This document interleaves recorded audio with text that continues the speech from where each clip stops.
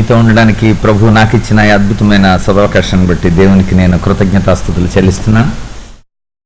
దేవుని యొక్క ఉచిత కృపలో మరలా ఈ 2017వ సంవత్సరం ఈ యూత్ క్యాంప్లో ఎస్కాలో మనమందరం కూడా ఆయన యొక్క సోల్జర్స్గా చేర్చబడిన వారమై బలపరచబడి ప్రభు కోసం పోరాటం సలిపే దేవుని యొక్క యోధులుగా దేవుడు మనకిచ్చిన ఒక అద్భుతమైన అవకాశాన్ని బట్టి దేవునికి నేను కృతజ్ఞతాస్తుతులు చెల్లిస్తున్నాను. నన్ను బలపరిచిన దేవునికి మొదటిగా వందనాలు చెల్లిస్తూ నన్ను ఆహ్వానించిన ప్రీతమ సహోదరులు, నాకు అత్యంత ప్రియులైన జాన్మోస్ అన్నయ్యకు, జాషువా అన్నయ్యకు, మరియు స్థానిక ఎస్కా ప్రధాన కమిటీ వారికి అందరికీ, సంఘ పెద్దలకు ప్రభువైన యేసుక్రీస్తు నామములో వందనాలు తెలియజేస్తున్నాను. Thank you very much. 11వ తారీఖు నుండి ఈ చివరి 14వ తారీఖు వరకు మీరంతా సిద్ధపడుతుండడం, దేవుని యొక్క వాక్య దర్శనంలో, దేవుని యొక్క ముఖంలో మీ యొక్క స్థితిని చూసుకోవడానికి, వాక్యం ద్వారా బలపరచబడడానికి ప్రభు మంచి అవకాశం కలిగించాడు. మంచి అంశాన్ని ఈ సంవత్సరం వేశారు. ఏంటి అంశం? వండర్ఫుల్. కనుక దేవుడు కోరుకున్న మనుష్యుడు ధన్యుడు.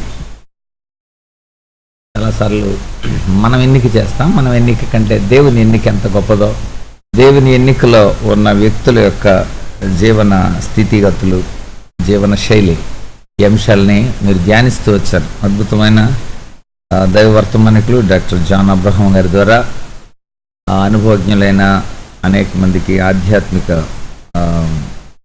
స్థితిలో మంచి గైడ్గా, బైబిల్ టీచర్గా, సంఘ కాపరిగా, ఒక మంచి కౌన్సిలర్గా ఉన్న మరి జాన్ మోస్ అన్న ద్వారా కూడా మీరు దేవుని యొక్క అద్భుతమైన వర్తమానాలను విన్నారు. మీ నోట్స్లు చూస్తున్నప్పుడు తెలుస్తుంది. అందుచేత మీరంతా నోట్స్ రాసుకుంటున్నారు. షెల్ఫ్లో పెట్టకుండా సెల్ఫ్లో పెట్టుకొని, అంటే ఇందులో షెల్ఫ్లో వేసేయకుండా మనం మార్పు నంది దేవుని కోసం బలపరచబడాలని దేవుని యొక్క ఉద్దేశమైంది. చాలా సంతోషం. మరొకసారి నాకు ఇవ్వబడిన సమయాన్ని నేను సద్వినియోగం చేసుకుంటాను. దేవుని యొక్క వర్తమానంలోనికి మనం వెళ్దాం. సమూయేలు మొదటి గ్రంథం 16వ అధ్యాయం, ఆ మాటను మరొకసారి మనం చదువుకుందాం.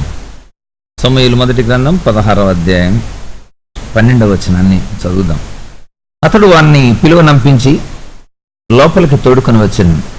అతడు ఎర్రనివాడు, చక్కని నేత్రములు గలవాడు, చూచుటకు సుందరమైన వాడు నయునెను. అతడు రాగానే, నేను కోరుకున్నవాడు ఇతడే, నీవు లేచి వానిని అభిషేకించుమని యెహోవా సెలవీయగా. 13వ వచనం. సమూయేలు తైలపు కొమ్మును తీసి వాని సహోదరులు ఎదుట వానిని అభిషేకము చేశాను. నాటి నుండి యెహోవా ఆత్మ దావీదు మీదకి బలముగా వచ్చాను. తరువాత సమూయేలు లేచి రామాకు వెళ్ళిపోయాను. చిన్న ప్రార్థన చేద్దాం.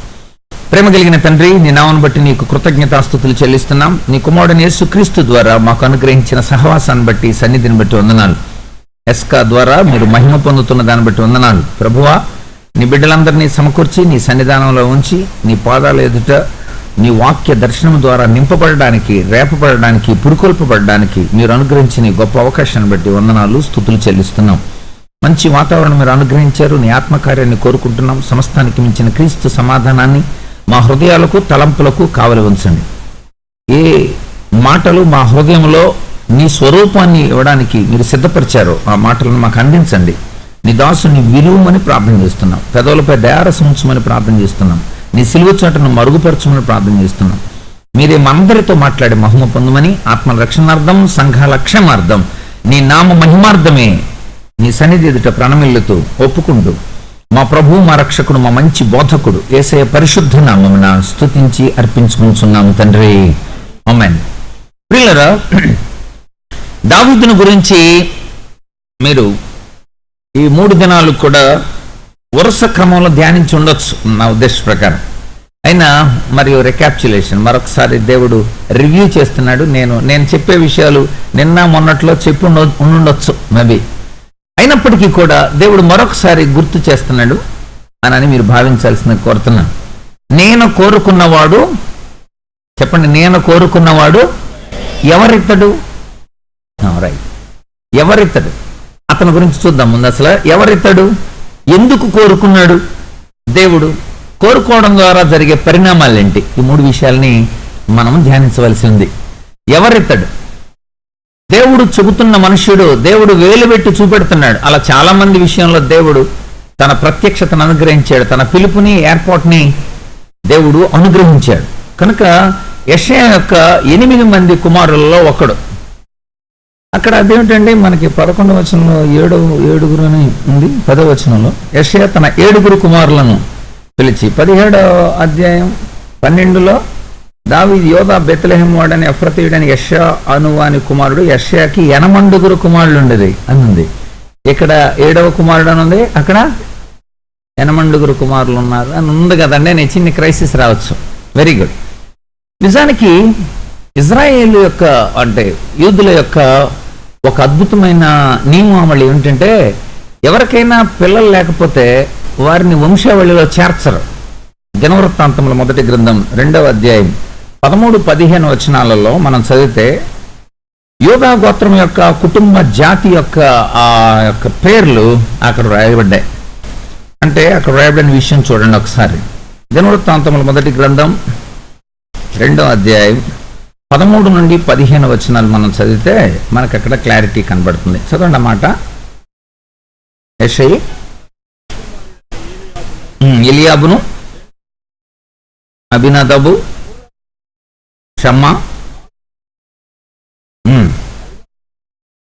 రద్దయిని, వజేమును, కన్యను. అంటే ఇక్కడ 7 పేర్లు రాశాడు. అంటే ఇజ్రాయెల్ వంశంలో అంతేకాదు, మన మత్తయి సువార్త 1వ అధ్యాయం చూసినప్పుడు కూడా వంశావళిలో ప్రధానమైన 2 పేర్లు మనకు కనిపించవు వరుస క్రమంలో. ఎందుకు కనిపించవంటే వారికి కనుక పిల్లలు లేకపోతే వాళ్ళని వంశంలో చేర్చరు. అంటే యెషయాకి 8 మంది కుమారులు అనేది సత్యమైన విషయం. అందులో దావీదు ఒక కుమారుడు, ఇతడు కడసారి వాడు అని రాయబడి. అందుచేత దావీదు ఇతడే నేను ఏర్పరచుకున్నవాడని దేవుని చేత పిలువబడినవాడు.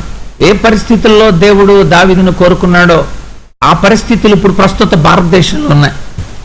ఏ పరిస్థితులు అయితే ఆనాడు జరుగుతున్నాయో అలాంటి పరిస్థితులు ఈ కర్నూలులో ఉన్నాయి, నీ కుటుంబ పరిసరాల్లో ఉన్నాయి, నీ మానసిక పరిస్థితుల్లో ఉన్నాయి, నీ ఎదుట నివసిస్తున్న వ్యక్తులలో ఉన్నాయి. అదే పరిస్థితులు. ఎలాంటి పరిస్థితుల్లో ఉన్నారు?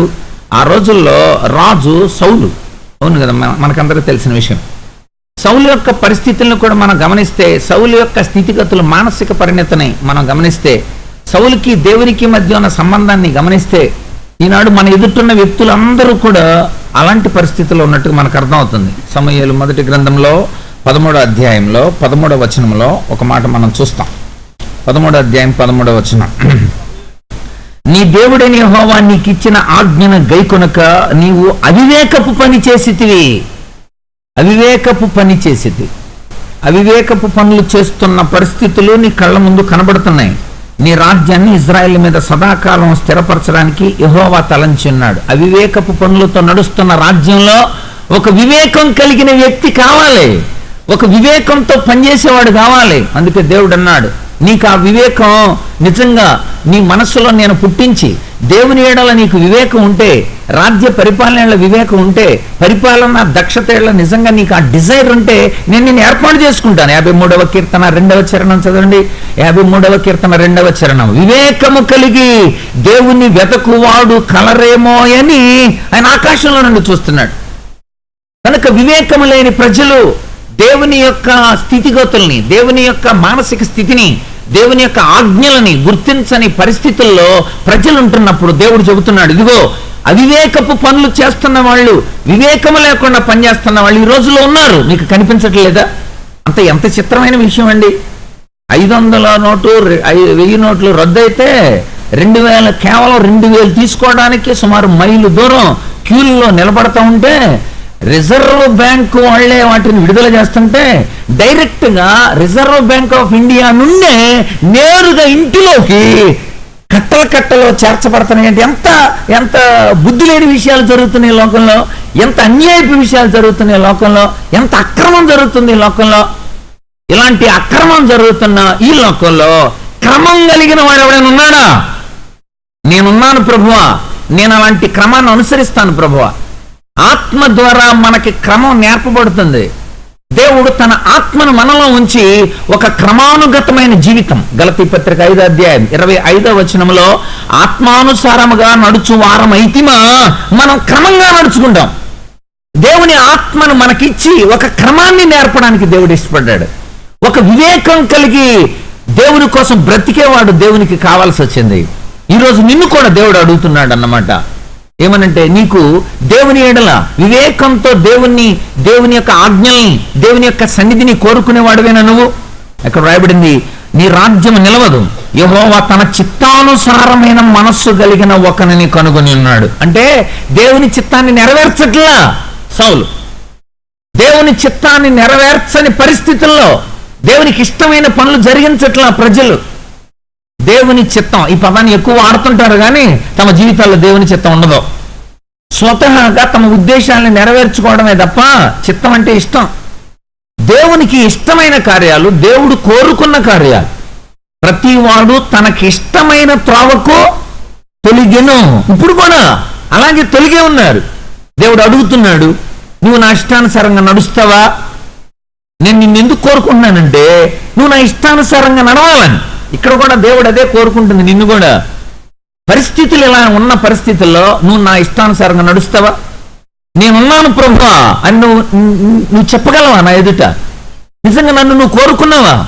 రబ్బీ, నువ్వు ఎక్కడ కాపురం ఉన్నావు అని అడిగారు. అప్పుడు వరకు బాప్తిస్మం ఇచ్చి యోహాను యొక్క శిష్యులు వాళ్ళు వచ్చి యేసుప్రభుని అడుగుతున్నారు, మాకు ఆ డిజైర్ ఉంది ప్రభు, నిన్ను వెంబడించాలని అనిపిస్తుంది మాకు. ఎందుకంటే నువ్వు మా గురువు గారి కంటే గొప్ప గురువు అని అర్థమైంది. మా గురువు గారు నీళ్ళల్లో బాప్తిస్మం ఇస్తే నువ్వు అగ్నిలో బాప్తిస్మం ఇస్తావంట. నీ యొక్క షూస్ కుండే లేసు విప్పడానికి కూడా మా గురువు గారు బాప్తిస్మం ఇచ్చి యోహాను గారు యోగ్యత లేదని అంటున్నాడు. అందుచేత నువ్వెవరో మాకు అర్థమైంది. అందుచేత నేను మేము వెంబడించడానికి ఇష్టపడుతున్నాం, నీ ఇష్టాన్ని మేము నెరవేరుస్తాం ప్రభువా. కనుక యేసుని వెంబడించారు వాళ్ళు. ఫాలో మీ అన్నాడు ఆయన. అలాగైతే నన్ను వెంబడించండి, వచ్చి చూడండి అన్నాడు. చూడండి అన్నమాట. యోహాను సువార్త 1వ అధ్యాయంలో మనకు కనిపిస్తుంది. వెంటనే వారు యేసుని వెంబడించారు. వాళ్ళు 38వ వచనం 1వ అధ్యాయం యోహాను సువార్త. యేసు వెనుకకు తిరిగి వారు తను వెంబడించడం చూచి, మీరేం వెతుకుతున్నారు? వివేకం కలిగి వెతుకుతున్నారు. దేవుని యొక్క చిత్తాన్ని నెరవేర్చడానికి, దేవుని యొక్క శిష్యులలో ఆయన్ని వెంబడించడానికి, నేనున్నాను ప్రభువా, నిన్ను వెంబడించడానికి ఇష్టపడుతున్నాం, మీరేం వెతుకుతున్నారు అని అడిగా. రబ్బీ, నువ్వు ఎక్కడ కాపురం ఉన్నావు నాయనా, చెప్పు మాకు, మేము అనుసరిస్తాం.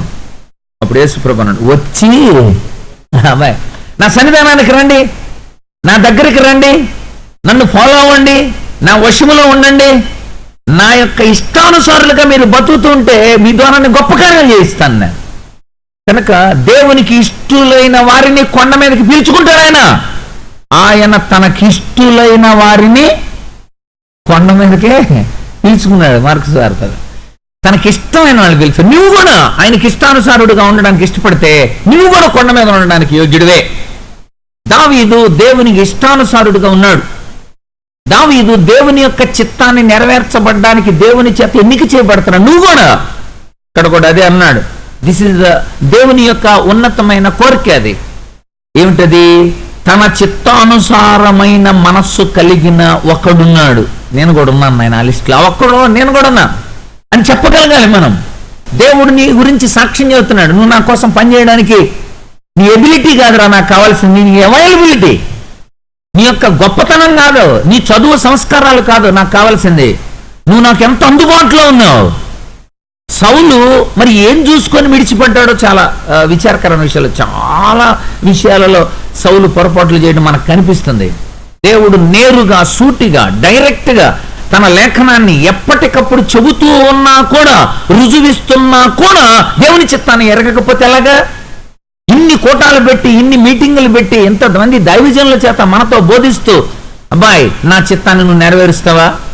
నిజంగా నువ్వు ఓకే అనంటే నీ ద్వారా రాజ్యం సుభిక్షంగా ఉండడం కోసం నేను ఒక ప్లాన్ చేశాను. నేను నీ ద్వారా అనేక మంది బలపరచబడడం కోసం నేను ఒక ప్రణాళిక వేశాను. నేను అక్కడ అంటాడు, సదాకాలము స్థిరపరచాలని, రాజ్యం స్థిరపరచాలి, సంఘాలు స్థిరపడాలి, కుటుంబాలు స్థిరపడాలంటే నువ్వు కావాలి ప్రభువుకి.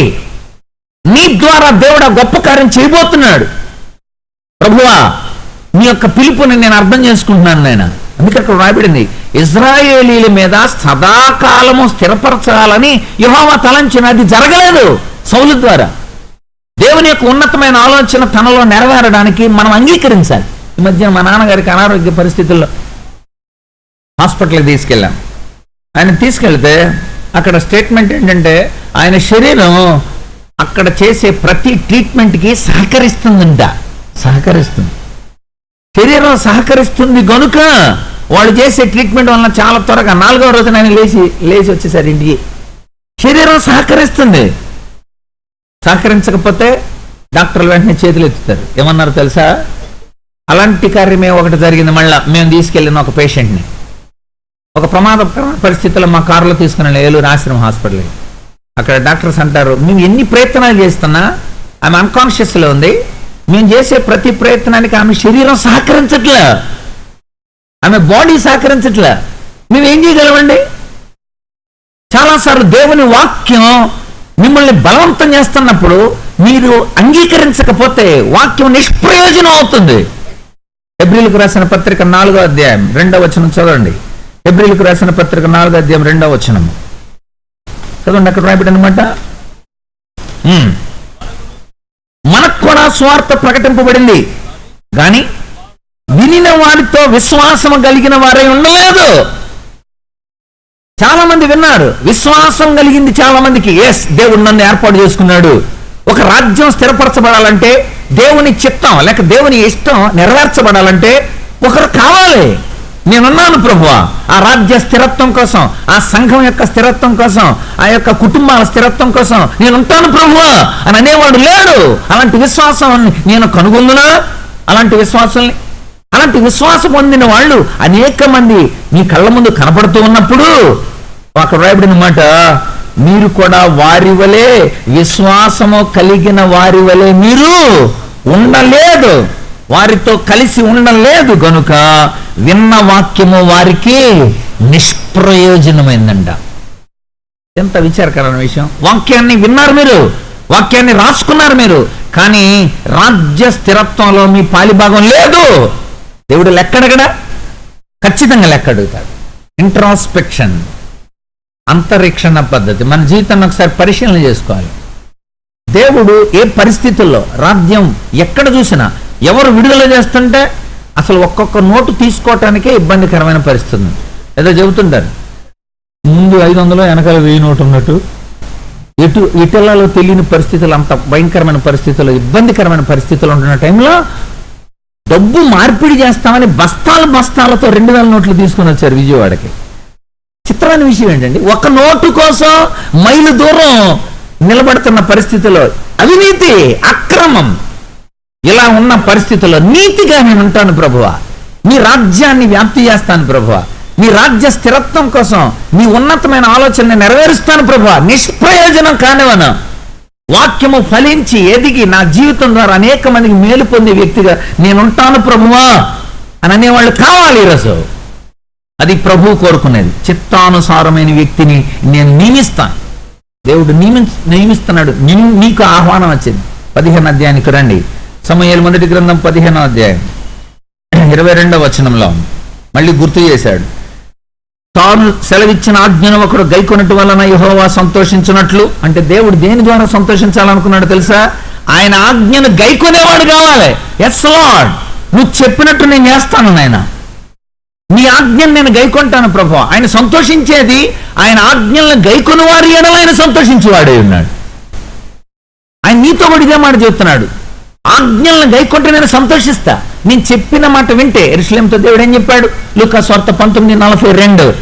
యేసు ఆ పట్టణమును చూచి దాని విషయమై ఏడ్చి, ఎందుకు ఏడుస్తున్నాడు ఆయన? నా ఆజ్ఞలు గైకొంటలా, నన్ను నువ్వు గౌరవించడంలా, నా మాట నువ్వు అసలు పెడచెవిని పెడుతున్నావు, నేనెవరో ఎరగనట్టు తెలిసి తెలియనట్టు బతుకుతున్నావు.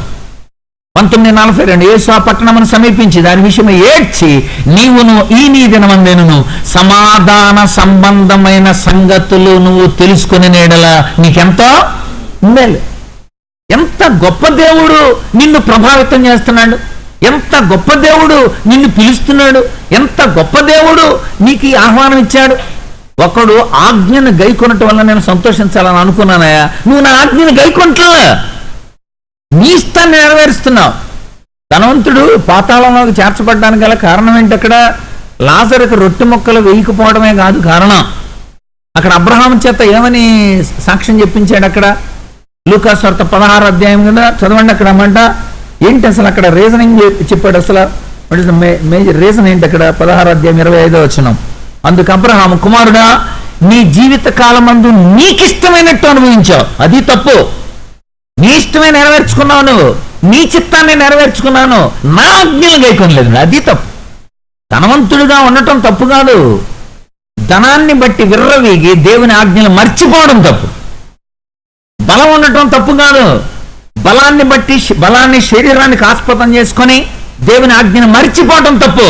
సంసోన్ కనుక నీకు బలం ఉందని అందం ఉండటం తప్పు కాదు, అందం ఉండటం తప్పు కాదు, అందంలో నువ్వు పడిపోయి దేవుని ఆజ్ఞను మర్చిపోవడం తప్పు. అబ్షలోమా, కనుక ఈనాడు మన జీవితాలలో దేవుడు అడుగుతున్నాడు, నేను ఇచ్చినవన్నీ నీ స్వకీయం కోసం వాడుకున్నావు, దేవుని ఆజ్ఞను మర్చిపోయావు. నీకు ఇచ్చిన బలం, నీకు ఇచ్చిన ధనం, నీకు ఇచ్చిన అందం, నీకు ఇచ్చిన అధికారం, నీకు ఇచ్చిన పరువు, నీకు ఇచ్చిన ప్రతిష్ట, దేవుడు నీకు ఇచ్చిన ప్రతి తలాంతుని శరీరానికి ఆస్పదం చేసుకొని వ్యక్తిగతం కోసం వాడి దేవుని మహిమను నువ్వు పాడు చేశావు. సౌలా, అందుకు నేను రాజ్య వ్యాప్తి కోసం, స్థిరత్వం కోసం ఒక వ్యక్తిని ఎన్నుకుంటున్నాను. నేను ఎందుకు? అతన్ని నిన్ను ఎన్నుకున్నది కూడా అందుకే. కానీ నువ్వు నా చిత్తాన్ని నెరవేర్చలేదు, నా ఆజ్ఞని గైకొనలేదు. మరలా 22వ వచనం, సమూయేలు మొదటి గ్రంథం 15:22. ఆజ్ఞను ఒకడు గైకొనటం వలన యెహోవా సంతోషించినట్లు దహన బలులను అర్పించడం వలన ఆయన సంతోషించునా అంటే అర్థం ఏంటి? ఇంత క్రితం ఆయన అన్నాడు దహన బలి దేవునికి ఇష్టమైన బలి, కానీ ఇక్కడ అంటాడు నువ్వు దహన బలి అర్పించేస్తేనే సరిపోయిందా? కొత్త నిబంధనలో ప్రధానమైన విషయం ఏమిటంటే కార్యానికంటే మనసు ముఖ్యం. దహన బలి ఆయనకి ఇష్టమైన బలి, కానీ ఇక్కడ అంటాడు నువ్వు దహన బలి అర్పిస్తే నాకు ఇష్టం లేదు. వై? అర్పించే నీలో విధేయత లేదు, ధర్మం లేదు. డూనో ధర్మం? ధర్మం అంటే చేయవలసిన పని, వేదోక్త విధి. విద్ అంటే జ్ఞానం, ఉక్తి అంటే మాట, విధి అంటే చేయాల్సిన పని. ధర్మం అంటే అర్థం దేవుని యొక్క ఆజ్ఞను అనుసరించి జ్ఞానముగా చెప్పబడిన చేయవలసిన పనిని ధర్మం అంటారు. ధర్మం కనుక ఈనాడు మనం ఆలోచించాలి. దేవుని మన ఎడల కొన్ని ఆజ్ఞలు ఇచ్చాడు. దహన బలి అర్పించేస్తున్నావు, నువ్వు నీ చేతులు చూసుకున్నావు. ఒకసారి యెషయా గ్రంథం 1వ అధ్యాయం చూడండి. ఒకసారి యెషయా గ్రంథం, నీ చేతుల రక్తంతో అన్న నీ ప్రార్థన అసలు నేను ఎన్నో నువ్వు అర్పిస్తే నాకు ఎవరికి కావాలి? 15వ వచనం, మీరు మీ చేతులు చాపునప్పుడు మిమ్మల్ని చూడక నా కన్నులు కప్పుకొందును, మీరు బహుగా ప్రార్థన చేసినా నేను వినను. సౌలా, ఈరోజు నీతో కూడా నేను విన్నా అసలు. ఎందుకని? మీ చేతుల రక్తంతో నిండి ఉన్నాయి, మిమ్మల్ని మీరు కడుక్కోండి, శుద్ధి చేసుకోండి, అప్పుడు దహన బలి అర్పించండి. కనుక శుద్ధి చేయబడాలి మన జీవితాలు. మ్యాక్బెత్, షేక్స్పియర్ రాసిన మంచి నాటిక. మ్యాక్బెత్ భార్య ద్వారా ప్రేరేపింపబడి రాజును చంపాలని అనుకుంటాడు. రాజును చంపాలని అనుకుని రాజు తన 2 కుమారులతో డిన్నర్కి వస్తాడు, సైన్యాధ్యక్షుడు ఇంటికి. వెంటనే మ్యాక్బెత్ తన భార్య చెప్పుద్ది ఇలా చంపాలని. మొత్తాన్ని చంపేస్తారు రాజుని. 2 కొడుకులు పారిపోతారు. రాజుని ఆ శవాన్ని బయటేసి ఇల్లంతా కడుగుతుంది. కడిగిన తర్వాత పడుకుంటారు నిద్రపోవడానికి. ఉలిక్కి పడి లేస్తూ ఉంటుంది ఆవిడ. లేవటం చేతులు కడుక్కుంటూ ఉంటుంది అనమాట. అటుమాటికి కడుక్కుంటూ ఉంటుంది చేతులు. మళ్ళీ ఇల్లంతా తుడుస్తూ ఉంటుంది. మళ్ళీ లేస్తుంది, మళ్ళీ చేతులు కడుక్కుంటుంది. ఏమైంది అని అడుగుతాడు మ్యాక్బెత్. నా చేతులకి ఏమైనా రక్తపు మరకలు ఉన్నాయేమోనని అంటది. అప్పుడు మ్యాక్బెత్ అంటాడు, ఆ రక్తపు మరకలు మనసుకి అంటుంది, ఇవి చేతులు కడుక్కుంటేనే పోవు. నిజం. పాపం మన హృదయాలకు అంటుంది. అవిధేయత, దుర్నీతి, అవివేకతనం, మూర్ఖత్వం మన హృదయాలకు అంటుంది. పైన స్నానాలు చేస్తే పోదది. అందుకే నాకు ఇష్టం లేదు అలాంటి. ఎందుకని? నీ ఒక్కడి ద్వారా రాజ్యం అంతా నాశనం అవుద్ది, నీ ఒక్కడి ద్వారా సంఘం అంతా పాడవుద్ది, నీ ఒక్కడి ద్వారా పక్కన యవనస్తులందరూ కూడా నాశనం అవుతారు. నీకు ఎన్నిసార్లు అవకాశం కలిగించాను నేను? ఎన్నిసార్లు అండి? ఎన్నిసార్లు అవకాశం కలిగించిన దేవుని చిత్తాన్ని తెలుసుకోలేదు. దేవుడిచ్చే అవకాశాలను దేవుడు వెంటనే పనిష్మెంట్ ఇవ్వడు. ఎక్కడైనా ప్రిలిమినరీ జడ్జిమెంట్ అంటారు, ప్రాథమిక దర్యాప్తు చేయకుండా దేవుడు ఎప్పుడు పనిష్మెంట్ ఇవ్వడు. ప్రతి ఒక్కళ్ళకే ఆ విషయాన్ని తెలియజేసిన తర్వాత ఇస్తాడు. నిజమే, ఇక్కడ కూడా ఎన్నోసార్లు అవకాశం ఇచ్చాడు. అందుకని అంటున్నాడు, నువ్వు దహన బలి అర్పించేస్తేనే నేను సంతోషిస్తాను అనుకుంటే లోకంలో అందరూ దహన బలి అర్పిస్తారు కదా. నీ హృదయం నాకు కావాలి. నువ్వు చేసే కార్యానికంటే ముందు అక్కడ రాయబడింది, హేబేలును అతని అర్పణను దేవుడు తీసుకున్నాడు. కయ్యను హేబేలు ఇద్దరు ఆదాము కుమారులే, ఇద్దరు కూడా దేవుడి దగ్గరికి వచ్చారు, ఇద్దరు ప్రథమ ఫలమే తెచ్చారు. కానీ దేవుడు కయ్యను అర్పణని ఎందుకు తీసుకోలేదు అని అంటే, కయ్యను దేవునికి బలి అర్పిస్తున్నాడు కానీ కయ్యను దేవుని సంబంధి కాడు. ఆదికాండం 1వ అధ్యాయంలో ప్రశ్న ఉంటే, కయ్యను తన తమ్ముని ఎందుకు చంపెను అని ప్రశ్న ఉంటే జవాబు యోహాను 1వ పత్రికలో ఉంది. యోహాను 1వ పత్రిక 3వ అధ్యాయం 12వ వచనం ఏమనుంది అక్కడ, మనము కయ్యను వంటి వారమై ఉండరాదు. ఏంటి కారణం ఏంటి? అతడు దుష్టుడి సంబంధి. నువ్వు దుష్టుడి సంబంధి.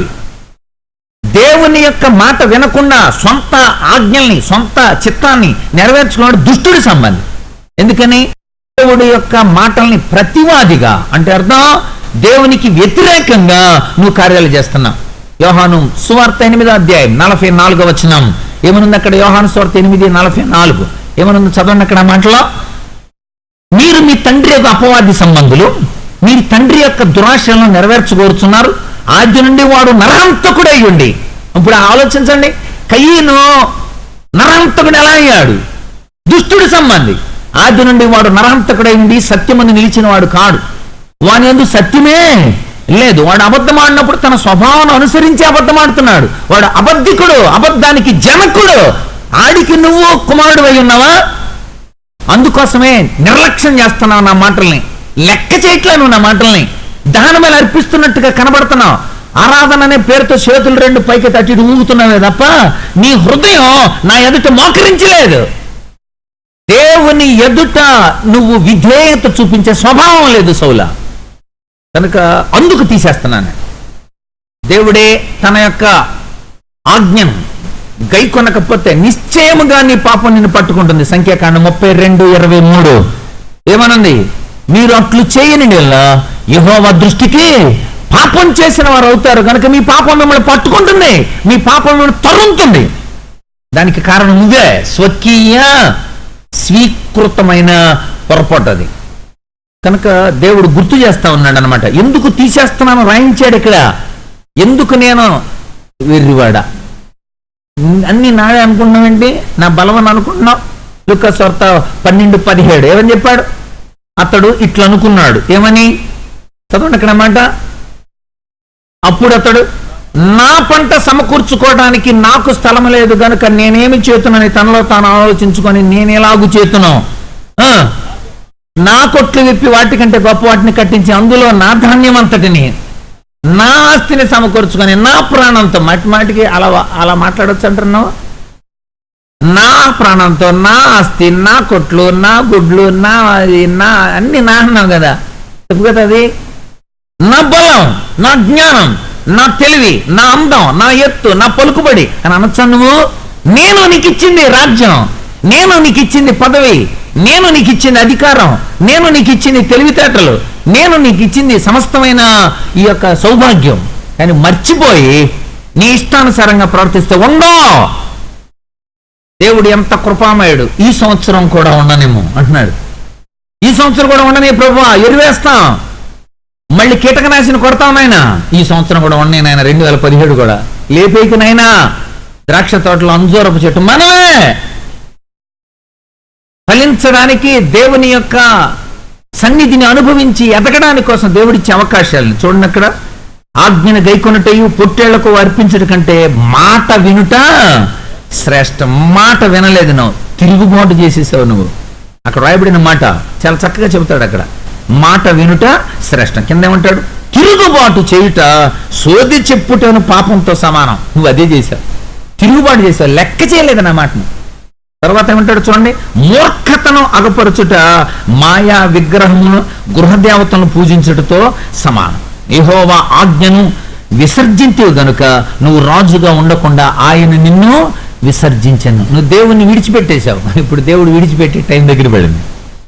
ఇప్పుడు నీవు గనుక లక్ష్య పెట్టకపోతే ఆయన గాడిదనెక్కి నీ దగ్గరకు వచ్చాడు. గాడిద సమాధానానికి గుర్తు. సమాధానానికి గుర్తుగా దేవుడు నీ దగ్గరకు వస్తే సమాధానాన్ని స్వీకరించకపోతే రేపొద్దున ఆయన గుర్రం ఎక్కువస్తాడు. ఆయన గుర్రం యుద్ధానికి గుర్తు.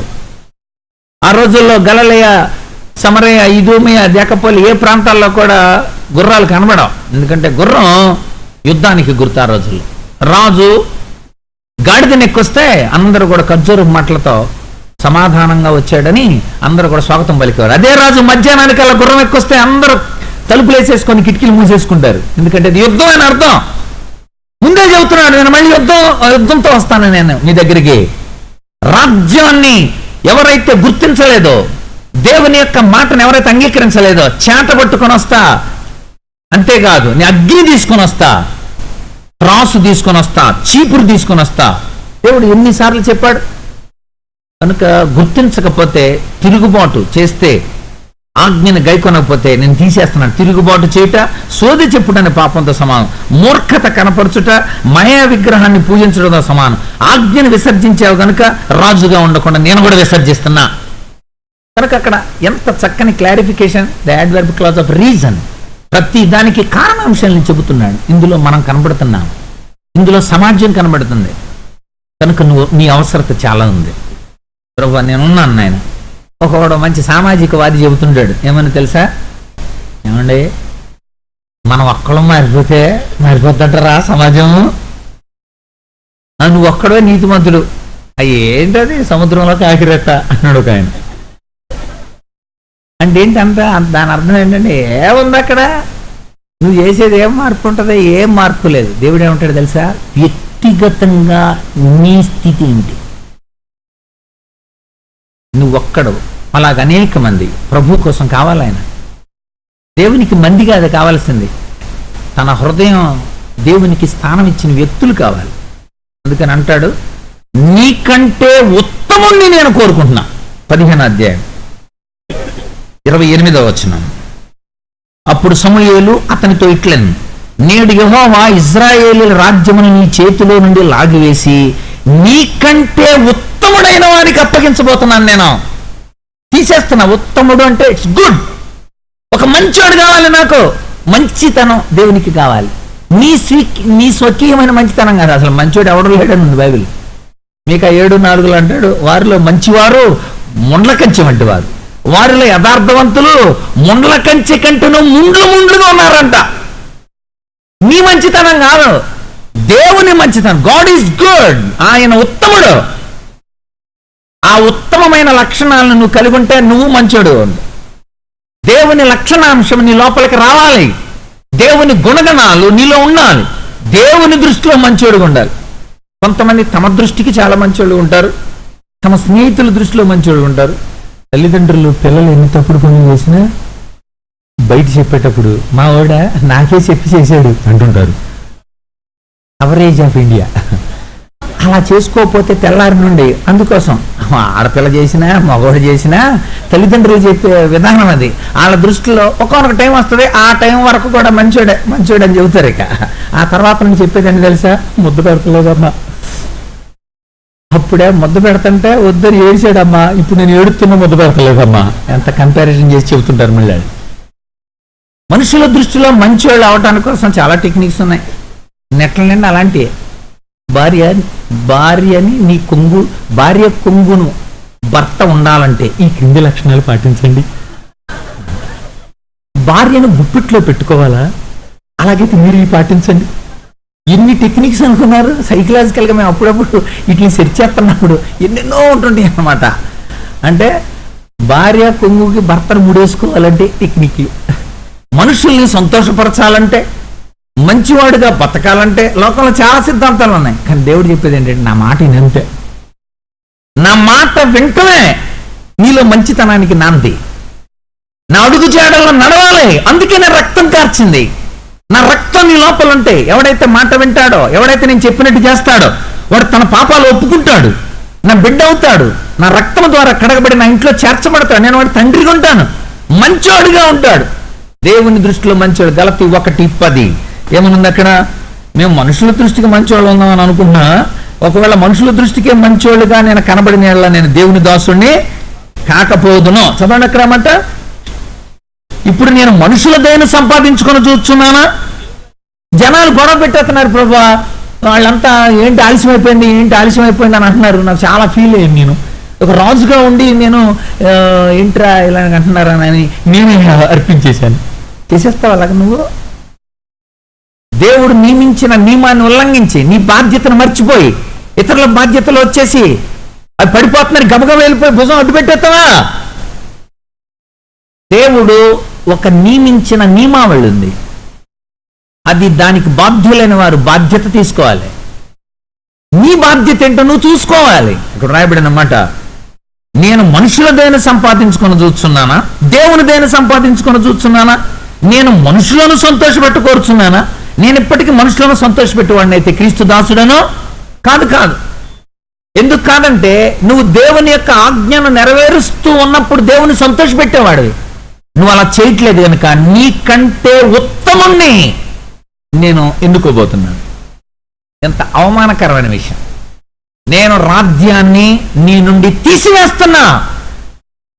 వేలుతో గోడ మీద రాస్తున్నాడు దేవుడు, మెనెటికల్ ఫార్సన్. ఇది మూల ప్రతిలో ఇలా ఉంది. మెనే అనగా దేవుడు, టెకెల్ అనగా రాసులో చూడడం, ఉఫార్సిన్ అనగా తక్కువ అడగడం కాదు. రియల్లీ అది ఒక వచనంగా మన విడదీసి రాశారు. ఒక వచనంగా తీసుకుంటే రియల్లీ అది మీనా షెకెల్ ఉఫార్సిన్ అని అర్థం. మీనాలా ఉండేవాడు రా నువ్వు. ఆ రోజుల్లో డబ్బుని సూచించి చెబుతున్నాడు అన్నమాట ఆ పదం. మీనా షెకెల్. మీనా నుండి షెకెల్కి దిగిపోయావు. నిజానికి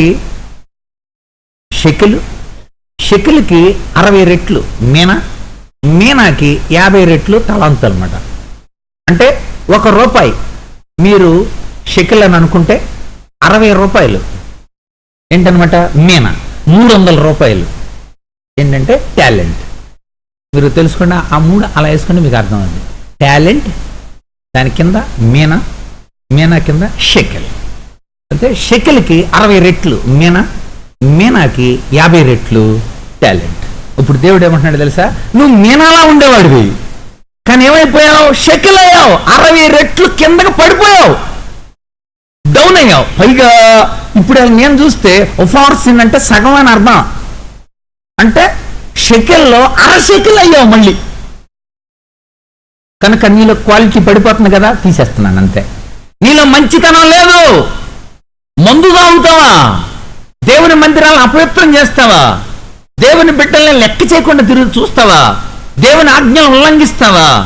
తెలుసు అని అంటూ ఒక పక్కన నోటితో పొగుడుతూనే మరొక పక్క దుర్మార్గ పనులు చేస్తావా? నిన్ను త్రాసులో తూచాను కనుక నువ్వు తక్కువవాడుగా. రేపొద్దున త్రాసు తీసుకొస్తున్నాడు ఆయన మళ్ళీ. ఈసారి రాజు నిన్నే కొలుస్తాడు. మనలో అనమాట. త్రాసులో తూచానన్నాడు, నిన్ను ఇటు నిలబెడితే ఇటేపున ఏముంటుంది? ఏమేస్తాడు? త్రాసులో తూసేటప్పుడు 2 ఉండాలి కదండి. ఇటేపు నిన్ను పెడతాడు, అటేపున ఆయన నిలబడతాడు. ఆయన ఇటు నిలబడితే నువ్వు అటు నిలబడితే మీరిద్దరూ పోలి ఉండాలి.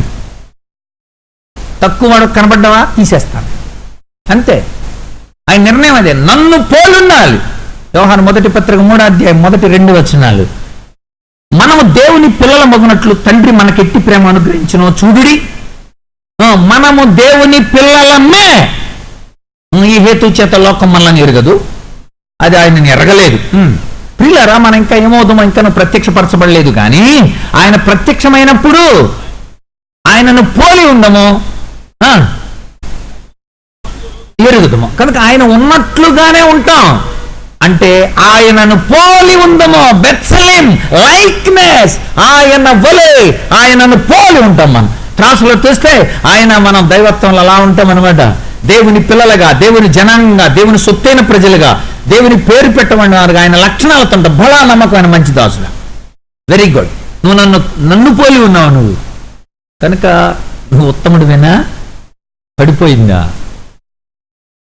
కనుక దేవునిలో నీ స్థితి, దేవుని ఎడల నీ పరిస్థితి మనల్ని మనం ఇంట్రాస్పెక్షన్ చేసుకుంటే తక్కువ వాడుకుంటే తీసేస్తాను, నీకంటే ఉత్తమని పెట్టబోతున్నాను నేను. ఎంత అవమానకరమైన విషయం. అలాంటి పరిస్థితుల్లో దేవుడు దావీదుని ఎన్నుకున్నాడు. నాడు భారతదేశంలో కూడా దేవుడు నిన్ను ఎన్నుకోవటానికి ఇష్టపడుతున్నాడు. పోల్సన్, నువ్వు నాకు కావాలి నేను. ఈ పరిస్థితుల్లో సమాజంలో చైతన్యం తీసుకురావాలి, రాజ్యంలో స్థిరత్వం రావాలి, నా ఉన్నతమైన ఆలోచనలు ప్రజలకు తెలియాలి, అందుకు ఒక బోర కావాలి, ఒక సాధనం కావాలి. నేను నిన్నందుకే ఏర్పాటు చేసుకున్నాను. నా బలం నువ్వు తెలుసుకోవాలి, నన్ను లోకానికి నువ్వు పరిచయం చేయాలి. కమాన్ రా. అదిగో కళ్ళ ముందు కనపడుతున్నారు అనేక మంది, తెలిసి తెలియనట్లు, అది ఎరిగి ఎరగనట్లు, చేయాల్సి వచ్చి కూడా చేయకుండా వేషధారులుగా ఉన్నారు. నువ్వు ఉంటావా నా కోసం? నేను ఉంటాను ప్రభు అని అనగలగాలి. దేవుని యొక్క ఆజ్ఞను నెరవేర్చడానికి సంపూర్ణత కావాలి. మోషేని దేవుడు పిలిచినప్పుడు ఏమన్నాడు? 9:16 నిర్గమాకాండం 9:16 ఏమనుంది? చదవండి అక్కడ అన్నమాట. చదువున్నాను. నా బలమును నువ్వు చూచున్నట్లును భూలోకమంతటా నా బలమేంటో నీకు తెలియాలి. భూలోకమన్నంతటా నా నామాన్ని నువ్వు ప్రచురం చేయాలి. అందుకు నేను నిన్ను ఏర్పాటు చేసుకున్నా. కనుక దేవుని యొక్క ఏర్పాటు ఏంటంటే ఆయన బలం తెలియాలి నీకు. దావీదుకు దేవుని బలం తెలుసా తెలీదా? తెలుసండి. ఎలా తెలిసింది మీకు చెప్పండి ఒక ఉదాహరణ. దావీదుకు దేవుని బలం తెలిసిందంటానికి ఉదాహరణ చెప్పండి. అది సింహము, అది వెళ్ళి చెప్పాడు రాజుతో. రాజు దగ్గరకు వచ్చినప్పుడు అదే చెబుతాడు. సింహాన్ని ఎలుగుబంటి నేను చంపినప్పుడు నా బలం కాదు. సింహం బలం ఎంత? దావీదు బలం ఎంత? ఎలుగుబంటి బలం ఎంత? దావీదు బలం ఎంత? కనుక అక్కడ అంటాడు, నాకు దైవ బలం తెలుసు, అందుకు నేను సాక్ష్యం ఇస్తున్నాను, ఆయన నామాన్ని గురించి సాక్ష్యం ఇస్తాను. దేవుడు అదే అన్నాడు, నా బలం తెలిసిన వాడుగా నా నామాన్ని చెప్పేవాడుగా నువ్వు ఉండాలి. అలా చెప్పినవాడు దావీదు. అలా దేవుడు తన యొక్క చిత్తాన్ని మనకు తెలియజేస్తున్నాడు. మోషేతో కూడా అదే చెప్పాడు, నా బలం తెలియాలి మీకు. ఎస్, దేవుని బలం మోషేకి తెలిసింది. అక్కడే తెలిసింది. కర్ర తీసుకొని వెళ్ళి ఫరో ఎదుట నిలబడినప్పుడు కర్ర వేసాడు, పాము అయింది. కానీ అక్కడ వాళ్ళు కూడా రాజు యొక్క ఆజ్ఞ చొప్పున మంత్రికులు వచ్చి కర్రలు ఇస్తే హళ్ళ కర్రలు కూడా పోవలేదు. కానీ అక్కడ విచిత్రమైన విషయం తెలిసింది, దేవుని బలం అంటే ఏంటో. ఆ మోషే వేసిన కర్ర పాము అయింది కాదు, ఈ పాము అక్కడ మిగిలిన పాములన్నిటినీ మింగేసింది. అంటే అర్థం, దేవుని బలం లోకంలో ఉన్న బలాలన్నిటికంటే గొప్పది. ఒకవేళ దేవునికే బలహీనత ఉంటే ఆ బలహీనత కూడా, ఒకవేళ బలహీనతే ఉంటే ఈ లోకంలో ఉన్న బలాలన్నిటికంటే గొప్పది. వరినీలరా, యేసుప్రభు శిలువలో వేలాడుతుంటే వెర్రోడు అని అనుకున్నారా? గ్రీకులారా, మీరేమనుకుంటున్నారు? అబ్బా, ఆయనకి తప్పించుకునే జ్ఞానం లేదా? ఆ జ్ఞానం లేదా ఆయనకి? అలా వెర్రోడిలాగా ఎందుకు వేలాడుతున్నాడు అని అనుకున్నారు కదా. అది ఒకవేళ మీ దృష్టిలో వెర్రితనమే అయితే, మీ దృష్టిలో అది వెర్రితనం అయితే, ఆ వెర్రితనం భూమి మీద ఉన్న జ్ఞానం అంతటికంటే గొప్పది. ఆమె నన్ను అందరూ సరే, ఎంత అద్భుతమైన విషయం అది. ఈనాడు యేసు ప్రభు ఏంట్రా ఇలాంటి వాడిని ఎందుకు ఎన్నుకున్నారురా అని, దేవుడు అంత ఎర్రోడురా అని అనుకోవచ్చు. కానీ ఈ వెర్రితనం చూసారా, ఈ నియామకం అనబడిన ఒకవేళ అదే వెర్రితనం అయితే, అదే ఫూలిష్నెస్ అయితే, ఆ ఫూలిష్నెస్ లోకంలో ఉన్న జ్ఞానం అంతటికంటే గొప్పది. ఎంత అద్భుతమైన విషయాన్ని మనం చూస్తున్నాం. దేవుడు అంటున్నాడు, నేను ఏర్పాటు చేసుకున్నాను, ఒక ఉత్తమాన్ని ఏర్పాటు చేసుకున్నాను. ఎందుకో తెలుసా? నా బలమేంటో తెలియాలి, నా నామం ప్రచురితం అవ్వాలి. ఈరోజు దేవుడు ఇది కూడా, ప్రభు నిన్ను కూడా ఎన్నుకుంది. అందుకే ఎందుకు ఆ 2 పాయింట్లు రాసుకోండి. ఒకటి, దేవుని బలం ఏంటో నీకు తెలియాలి. రెండవది, దేవుని నామం ఏమిటో ప్రచురితం అవ్వాలి. దేవుడు ఎంత గొప్పోడంటే అని చెబుతుండాలి. నిజం. అక్కడ నుండి బయటకు వచ్చిన వెంటనే ఎర్ర సముద్రం వెనకాల చూస్తే ఫరో సైన్యం. వెంటనే ఇబ్బంది, శ్రమ, 10 తెగుళ్ళు తన ద్వారా జయించాడు. ప్రజలందరినీ బయటికి తీసుకొచ్చేశాడు. కానీ ఇప్పుడు ప్రజల్లో అలజడి, ఆందోళన, భావోద్రేకం, తట్టుకోలేని స్థితి, ప్రజల తిరుగుబాటు. ఎందుకు తీసుకొచ్చావు? ఎదుర చూస్తే ఎలా ఉంది, ఈ వెనక చూస్తే ఎలా ఉంది, తట్టుకోలేని ఆ పరిస్థితుల్లో దేవుడు చెబుతున్నాడు, వెయిట్ అండ్ సీ, ఎందుకో తెలుసా? నా బలం ఏంటో తెలియాలి, నన్ను గురించి మీరు ప్రచురం చేయాలి. ప్రభా, నీ పక్షాన నేను నిలబడి ఉన్నాను. కనుక దావీదుకు దేవుని బలం తెలుసు. ఈరోజు నీకు తెలిసిందా? దేవుని బలం తెలిస్తే, దేవుని గురించి ప్రచురం చేయడానికి ఇష్టపడితే, ప్రతిసారి కూడా దేవుడు, జీవము కలిగిన దేవుడు అనే మాటలు మనకు వినబడతా ఉంటాయి దావీదు నోటి నుండి. కనుక దేవుడు నిన్ను ఎన్నుకోవడానికి కోసం ఒక సూచన చూపెడుతున్నాడు. దేవుడు నిన్ను ఎన్నుకున్నట్టుగా రుజువిస్తున్నాడు. దేవుడు నిన్ను ఆశీర్వదించినట్లుగా ఆశీర్వాదానికి మూలాలు చూపెడుతున్నాడు. అబ్రహమా, పైకి చూడు, నక్షత్రాలు కనబడుతున్నాయా? కిందకి చూడు, ఇసుక రేణువులు కనబడుతున్నాయా? ఇవి గుర్తులు. తెల్లారు లేస్తే ఇసుకలో నా వాగ్దానం నీకు గుర్తుండాలి. రాత్రి పడుకుంటే నక్షత్రాలు కనబడితే చూసావా, అందులో కూడా నా వాగ్దానం. దివారాత్రులు, దివ్ అంటే వెలుగు, దివారాత్రులు అంటే పగలు రాత్రి కూడా నా వాగ్దానం నీకు కనబడుతుంటుంది. కొన్నిసార్లు సూడో హైపోథీసిస్ ఏర్పడుతుంటది ఇతరులకి. హేలో ఎఫెక్ట్ అంటాం మేము సైకాలజీలో. హేలో ఎఫెక్ట్ అంటే ఎత్తుని బట్టి, రంగుని బట్టి, మాటను బట్టి, స్థితిని బట్టి, వాళ్ళ తల్లిదండ్రులను బట్టి, వీటిని బట్టి మన ఉద్దేశాలు మార్చుకుంటాం. అర్థమైందా? అలా మార్చుకుంటాం ఖచ్చితంగా. అలాంటిదే జరిగింది. ఏం జరిగింది ఒకసారి రండి. సమూయేలు మొదటి గ్రంథం 16వ అధ్యాయం. దేవుడు వెళ్ళి అభిషేకించమని అన్నాడు. అభిషేకించమని దేవుని యొక్క ఎన్నికలో ఉంటే అడవిలో ఉన్నా బయటకు వస్తావు నువ్వు. దేవుని ఎన్నికలో ఉంటే గాడిదలు కాస్తున్నా బయటకు వస్తావు. దేవుడి ఎన్నికలో ఉంటే మేడి పండ్లు ఏరుతున్నా వస్తావు. దేవుని ఎన్నికలో ఉంటే గొర్రెలు కాస్తున్నా బయటకు తీసుకొస్తాడు దేవుడు. దేవుని ఎన్నికలో ఉంటే బాలుడు అయినా నెత్తోడు అయినా లీడర్ అవుతావు. చూడండి, లీడర్ నెత్తోడు పెట్టుకుంటారా? తా బబ్బబ్బా అనేవాడిని, రేడు బాగా మాట్లాడుతున్నాడు రా, ఈయన మనం వాడుకోవాలరా అని అనుకుంటారు. కానీ మాట్లాడలేరు ప్రజలతో అంటున్నాను అనుకోండి, నేను పెట్టుకుంటాడా? ఎస్, దేవుడు అందుకే అన్నాడు. అయితే ఏంటి ఇరుకోడా అని అనలా దేవుడు గిద్యోనుతో. పరాక్రమం కలిగిన బలాఢ్యుడా, బయటికి రా, తెగ నరుకువాడా. అక్కడ కాదురా నాన్న, నా చేతిలో వాడబడు, నా చేతిలోకి రా, నా బలం ఏంటో చూపిస్తానికి నేను అని దేవుడు తన వాక్కు ద్వారా బలపరిచాడు ముందు. అయితే ఏంటంటావు అన్నాడు. లిస్ట్ పెట్టాడు అవతల. నేను కనిష్ఠుడిని, నేను వణికిలేను, అన్నీ చెబుతున్నాడు. అన్ని ప్రశ్నలకు ఒకే జవాబు ఇచ్చాడు. అయితే ఏంటి, అదేంటంటే రాబాయ్ ఏంటంట అన్నాడు. మోషే కూడా లిస్ట్ అంతా ఎదురు పెట్టాడు. యేసుప్రభువుతో అయితే ఏంటంట, మానవులకు నోరిచ్చినాడు ఎవడు? నేను కదా, నాకు తెలీదా? తెలుసు. నా చేతిలోకి రా ముందు, దేవుని చేతిలోకి రా. ప్రజల దృష్టిలో, కొన్నిసార్లు ప్రవక్తల దృష్టిలో కూడా నువ్వు హేలో ఎఫెక్ట్ గురైనడు కావచ్చు. హేలో ఎఫెక్ట్ అంటే శూన్య ప్రభావం అంటారు. నేను ఒక మీటింగ్కి వెళ్ళాను. ఆ మీటింగ్లో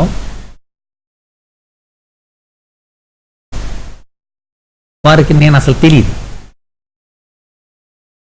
నేను అలా నిలబడ్డాను, మీరు నమ్మరు, సగం జనం వెళ్ళిపోయాడు. ఎందుకు వెళ్ళిపోయి ఉంటారు తెలుసా? నేను వాళ్ళు అనుకున్నంత సైజులో లేరు. రాజవరం అని అలా చూశారు నన్ను అంతే. ఫస్ట్ టైం వాళ్ళు చూడటం. ఆడేం చెబుతాడు పిల్లకాకి 5 అడుగులు 4 అంగుళాలు ఉన్నాడని పోయారు అంతే. సగం వెళ్ళిపోయారు. వాళ్ళు వెళ్ళిపోతున్నారని ఆయన అన్నాడు అప్పుడు ఆ పక్కన ఆయన, దయచేసి దైవజనులు ఏడి శిఖామణి గారు మనకు అందరికీ తెలుసు, ఆయన యొక్క కుమారుడు అంటే 4 వెనక్కి వచ్చారు. అంటే చెట్టు పేరు చెప్పి కాయలు అమ్ముకోకూడదు. వాళ్ళందరూ మనుషులు అలాంటి హేలో ఎఫెక్ట్ గురవుతారు అనమాట. ఆ హేలో ఎఫెక్ట్ తొలగించడానికే కొద్దిగా వేసుకొచ్చేయి. That is the dress code అంట. మన డ్రెస్ కోడ్ ఎందుకు ఇస్తారో తెలుసా? అలా మీకు బాగా పరిచయం అయింది అనుకోండి, 2-3 సార్లు మీకు అందరికి తెలుసు అనుకోండి, ఇంకేం అవసరం లుంగి వేసుకొని వచ్చినా వింటారు మీరు. ఎందుకని? హేలో ఎఫెక్ట్ ఉండదు. కొల్లేరులో ఒక మీటింగ్కి నన్ను రమ్మన్నారు.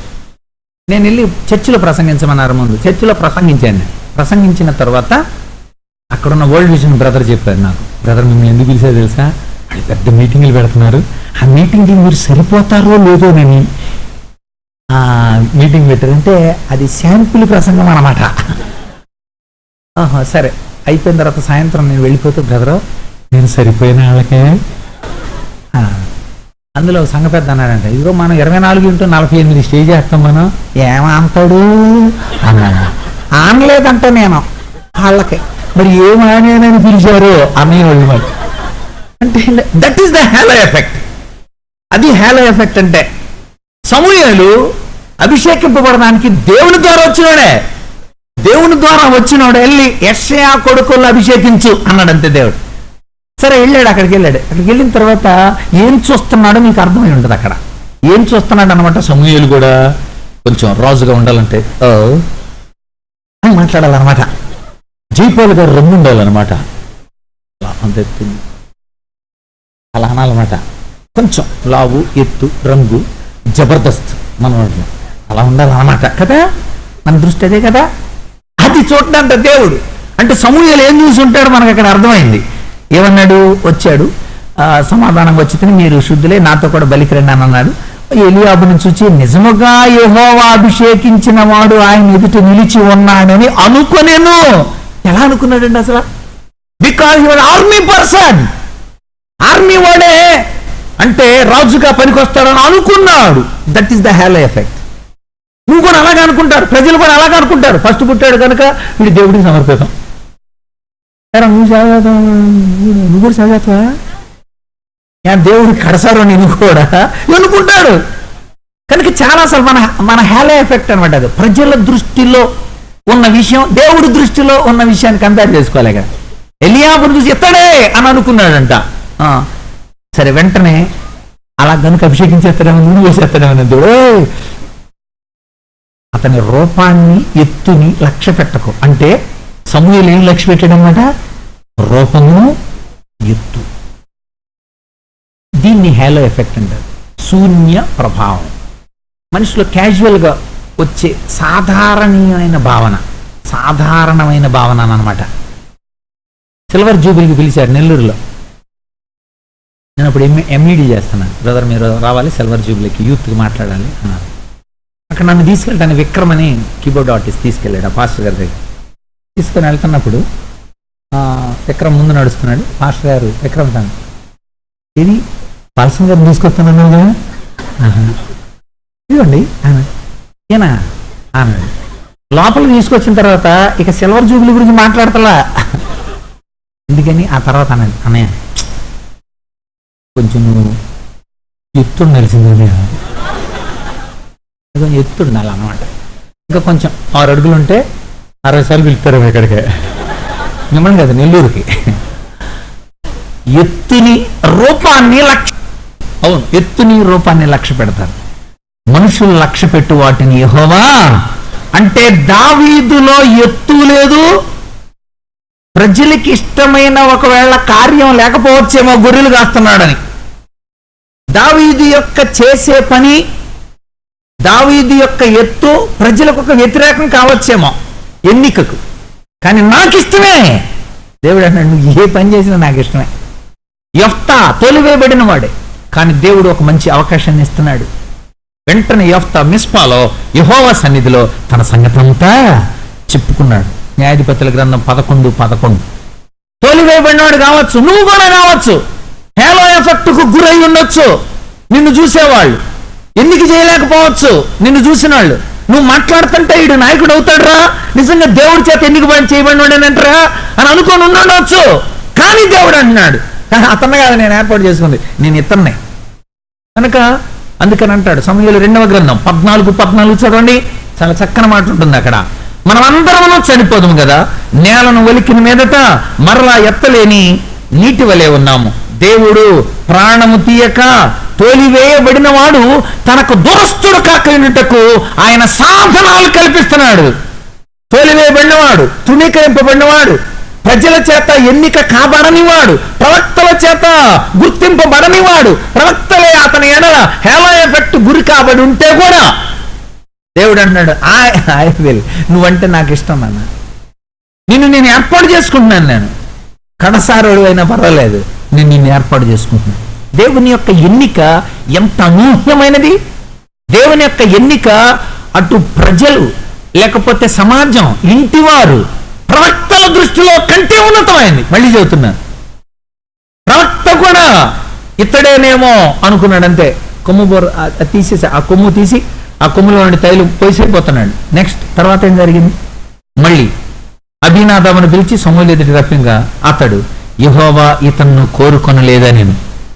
తర్వాత యెషయా తన 7 కుమారులు సమూయేలు ఎదుటికి పిలువగా సమూయేలు యెహోవా వీరిని కోరుకొనలేదని చెప్పాను.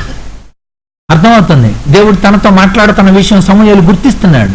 వెంటనే చెబుతాడు దేవుడు కోరుకోలేదు, మళ్ళీ దేవుడు కోరుకోలేదు, దేవుడు కోరుకోలేదు. దేవుడు చెబుతున్నాడు నేను కోరుకున్నవాడు ఇతడే అని మాట రావట్లేదు అక్కడ. దేవుడు కోరుకోలేదు. వెంటనే కిందకు వచ్చాడు. నీ కుమారులందరూ ఇక్కడ ఉన్నారా అని యెషయాను అడగగా అతడు ఇంకొక కడసారి వాడున్నాడు, అయితే వాడు గొర్రెల్ని కాస్తున్నాడు. నీవు వానిని పిలువనంపించుము, అతడు ఇక్కడికి వచ్చే వరకు మనం కూర్చుందామని యెషయాతో చెప్పగా అతడు వాడిని పిలువనంపించి లోపలికి తోడుకొని వచ్చాను. అతడు ఎర్రని వాడును చక్కని నేత్రములు గలవాడును చూచుటకు సుందరమైన వాడిని ఉండెను. అతడు రాగానే దేవుడు పలికిన మాట, నేను కోరుకున్న మనుష్యుడు ఇతడే. ప్రజలందరి దృష్టిలో ఒకవేళ, అందుకని అక్కడ రాయబడింది 14 చదివారా? మనమందరం చనిపోదుము కదా, నేలను ఒలికిన మీదట మరలా ఎత్తలేని నీటి వలె ఉన్నాము.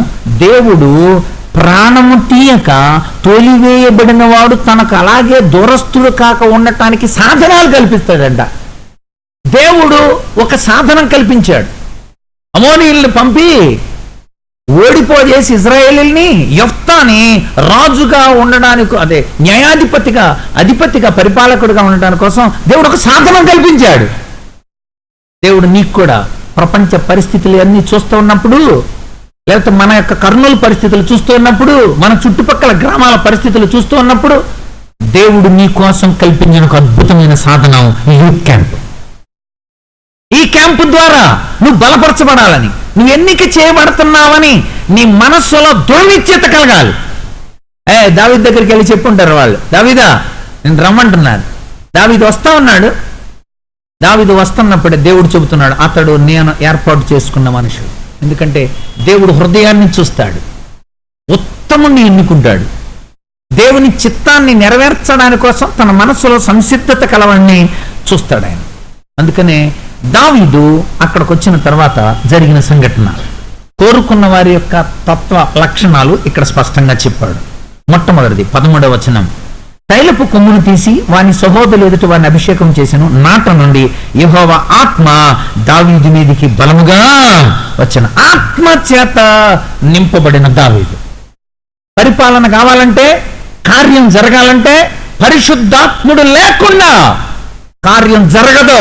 మళ్ళీ చెబుతున్నాను, నీవు, అందుకనే ఈ పాట చాలా పురాతనమైన పాట, ఆత్మాభిషేకము నిమ్ము ఆత్మీయ రూపుండ ప్రతి చోట నీ సాక్షిగా ప్రభువా నిండునట్లు ఆత్మాభిషేకము నిమ్ము ఆత్మీయ రూపుండ. నా బలం ఏంటో నీకు చెప్పాను కదా, నాకు సాక్షిగా నిలబడాలంటే ఆత్మ ద్వారా జరగాలి కార్యం. ఎస్, నా ఆత్మ ద్వారానే ఈ కార్యం చేస్తాను నేను, నీ బలం చేత కాదు. దావీదు, ఒకవేళ నిన్ను ఎన్నుకుంటుంది, నువ్వు ఏదో బలవంతుడు అని ఎన్నుకోవట్లే, నేను నా ఆత్మ ద్వారా నడిపింపబడే వ్యక్తివి కావాలి నువ్వు. అందుకనే దేవుడు నమ్మిన వారిని, దేవుడు తాను కోరుకున్న వారిని ఆత్మతో అభిషేకిస్తాడు. పరిశుద్ధాత్మని మనకి సంచకరువుగా ఉంచుతాడు. ఎందుకు పరిశుద్ధాత్మని ఉంచుతాడు? మనకే ఎందుకు ఉంచుతాడు? అపోస్తల కార్యం గ్రంథం 1వ అధ్యాయం 8వ వచనం ఏమనుంది? పరిశుద్ధాత్ముడు మీ మీదకి వస్తే మీరు శక్తి పొందుతారు. శక్తి పొంది, ఇందాక చెప్పాడు కదా, నా బలాన్ని నువ్వు ఎరుగున్నవాడివై నా నామాన్ని లోకానికి చాటాలి. నీకు కూడా అది రాసుకోమన్నాను నేను. అలా చెయ్యాలంటే పరిశుద్ధాత్ముడు నీ లోపల ఉండాలి. పరిశుద్ధాత్ముడు చేసే పని అక్కడ ఏమన్నాడు? 1:8 పరిశుద్ధాత్మ మీ మీదకి వచ్చినప్పుడు ఫస్ట్ మీకు ఏమొస్తుంది? ఏమనుందండి? శక్తి వస్తుంది. శక్తి రావాలి, సాక్ష్యం ఇవ్వాలి. ఈ రెండు జరగాలంటే ఆత్మకార్యం జరగాలి. దేవుని యొక్క ఆత్మ నీ ఆత్మతో సాక్ష్యం ఇచ్చినప్పుడు, దేవుని యొక్క ఆత్మ నీలో నివసిస్తూ ఉన్నప్పుడు, దేవుని ఆత్మ చేత మీరు నడిపింపబడుతున్నప్పుడు దేవుని పిల్లలుగా 2 కార్యాలు మీలో జరుగుతాయి. ఒకటి బలము పొందడం, రెండవది సాక్ష్యం ఇవ్వడం.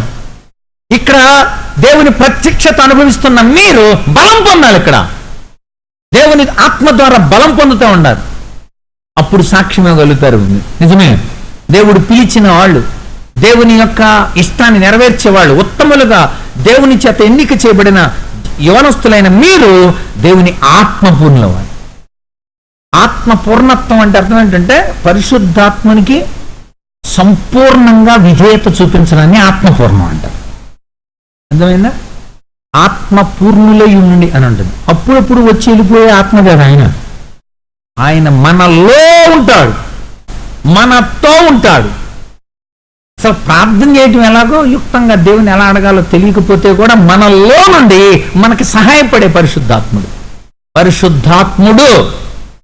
ఎస్, అలాంటి పరిశుద్ధాత్మ నీ లోపలికి వచ్చినప్పుడు శక్తి పొందుతావు. నీలో గొప్ప సూచక్రియలు ప్రారంభం అవుతాయి. గలతీ పత్రిక 3వ అధ్యాయం 5వ వచనం.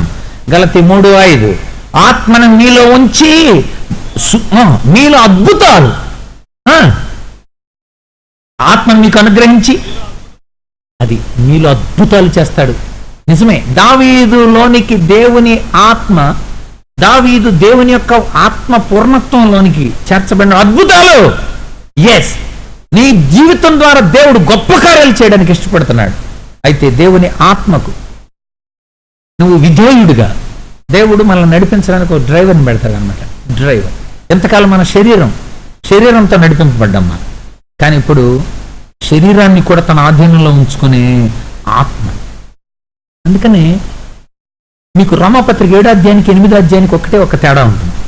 7వ అధ్యాయం అంతా నేను నా అనే పదాలు చాలా సుమారు 40 సార్లు కంటే ఎక్కువ సార్లు ఉంటుంది. నేను నా లోపల నాలో నాతో అలా నా అనే పదాలు ఎక్కువ ఉంటాయి. అది చివరికి అంటాడు, ఇక ఇట్టి మరణమునకు లోనగు నా శరీరము నుండి నన్ను విడిపించేవాడు ఎవడు అని అరిచాడు. దానికి జవాబు 8వ అధ్యాయంలో ఇస్తాడు. ఏమన్నా తెలుసా? చదవండి ఇప్పుడు అక్కడ 8వ అధ్యాయం. కాబట్టి లేదు 5వ వచనం చూడండి, తర్వాత 3వ వచనం నుండి. శరీరము అనుసరింపక ఆత్మను అనుసరించే మనం, 2వ వచనంలో అంటాడు మనకి ఆత్మ యొక్క నియమము అన్నాడు. అంటే ఆత్మ అనే పదాలే, ఈ 8వ అధ్యాయం అంతా ఆత్మ అనే పదాలే కనబడతాయి. ఎందుకు కనబడతాయి? శరీరం అక్కడ తొక్కివేయబడింది ఆత్మ ద్వారా. ఆత్మ లేకపోతే నిష్ప్రయోజనం అయిపోద్ది శరీరం.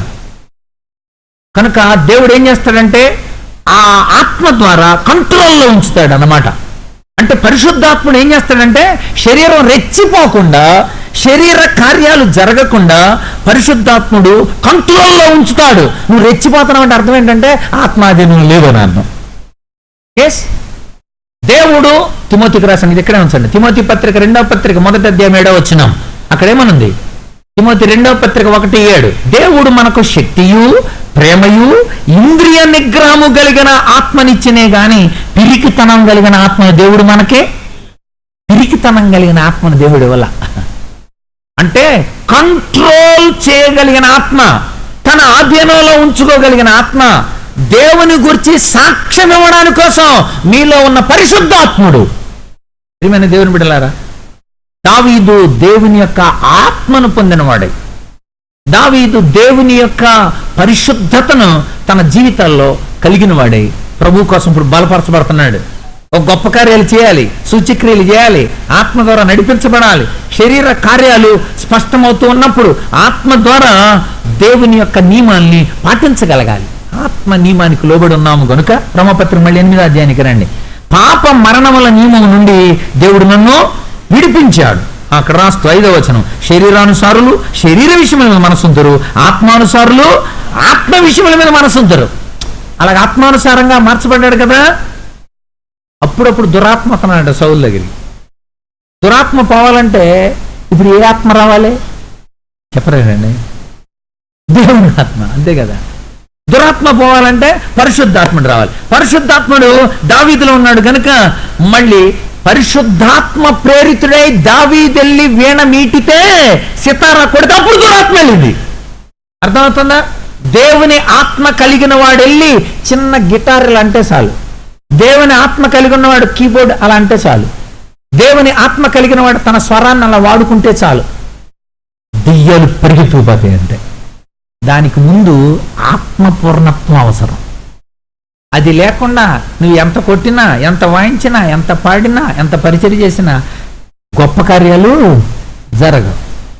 అందరూ అంటారు ఆహా ఆహా ఓహో అంటారు, కానీ ప్రభు సంతోషించదు.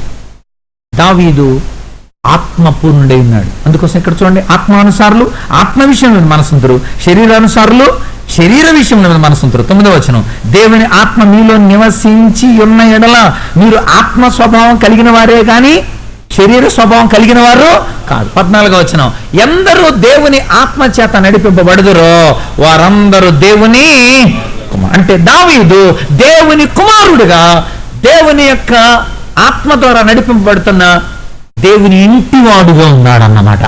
ప్రత్యేకింపబడినవాడుగా. క్రొత్త నిబంధనలో కొరింథీ 2వ పత్రిక 6వ అధ్యాయం 18-19 వచనాలు. 2వ పత్రిక, మనము జీవము కలిగిన దేవుని ఆలయమై ఉన్నాము.